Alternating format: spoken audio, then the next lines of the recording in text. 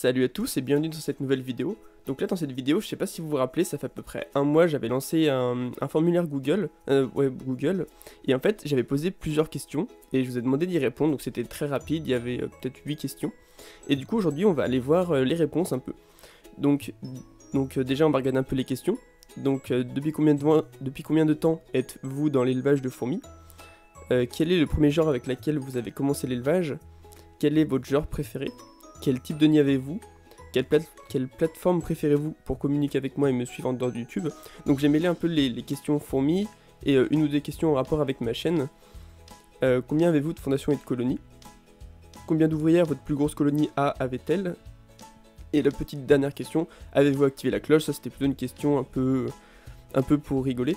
Parce que j'avais pas beaucoup d'idées sur le premier, je savais pas comment ça allait marcher, je savais pas, du coup j'ai essayé de mixer un peu des questions. Donc d'ailleurs, n'hésitez pas enfin si ça vous plaît, je ferai un deuxième épisode, donc n'hésitez pas à me donner des questions sympas qui pourraient être mis dedans. Donc toujours en rapport avec l'élevage de fourmis, etc.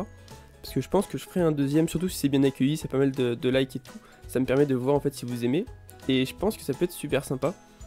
Donc on va voir les réponses, on va voir en résumé, vous avez été 57 à répondre, donc c'est vraiment pas mal. Après ça prenait pas beaucoup de temps, je pense que ça vous a aidé.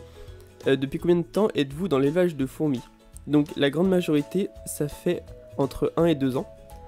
Donc c'est plutôt pas mal, on va dire que moi aussi là ça fait entre 1 et 2 ans que je me suis remis dedans.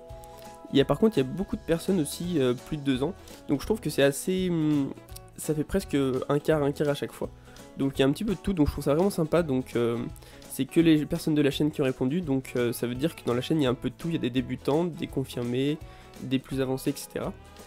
Quel est le premier genre avec lequel vous avez commencé l'élevage? Donc Messor à 56%. Ah, je pensais que les Lasius auraient été un peu plus gros.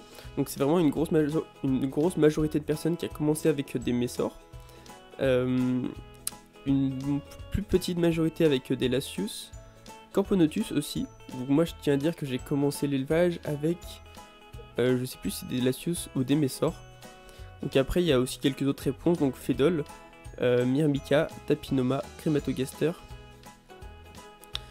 Après oui ça reste plus rare, par exemple Tapinoma il y en a moins qui en élève. Fedol c'est plus compliqué pour commencer parce que on va dire elles se sauvent beaucoup, elles sont plus petites. Quel est votre genre préféré?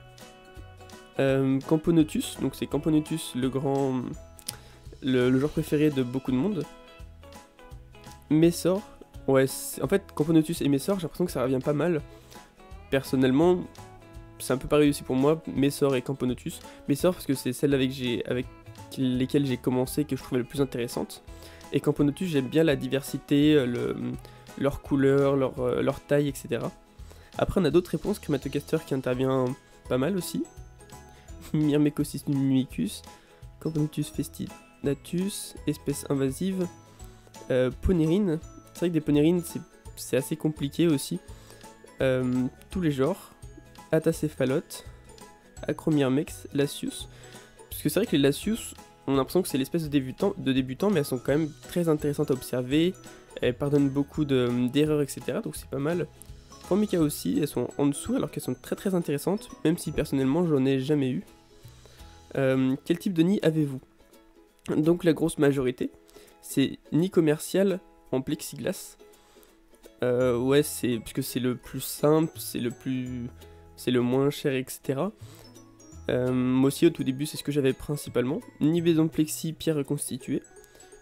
Ok, donc 23-36.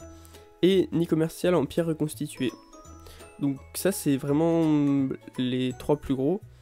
Après vraiment ouais, nid commercial en plexiglas c'est le plus accessible je dirais. C'est par exemple quand on est jeune c'est pas forcément facile à créer des nids. Personnellement j'ai commencé avec mon propre nid. Et après j'ai acheté des plexiglas et petit à petit maintenant j'essaie de passer à de la pierre reconstituée parce que je trouve ça très joli. Quelle plateforme préférez-vous pour communiquer avec moi même si en dehors de YouTube? Discord, du coup j'ai créé un Discord parce que j'ai vu qu'il y avait beaucoup de réponses. Facebook, donc des fois j'ai eu quelques petits soucis, j'avais été bloqué pour faux nom ou je sais plus quoi parce que j'avais mis Fourmi en nom et ils m'ont dit que ça n'existait pas comme nom. Mais du coup c'est bon. Instagram, Le forum de fourmi, c'est assez, même si Discord se démarque, le reste est assez équilibré.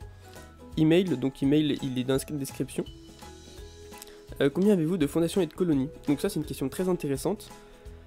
Ah oui, donc c'est vraiment, c'est assez marrant, c'est tout à 21% les 3, donc c'était, alors, plus de 8, 1 et 2 et 3. Donc en fait les extrêmes sont également répartis.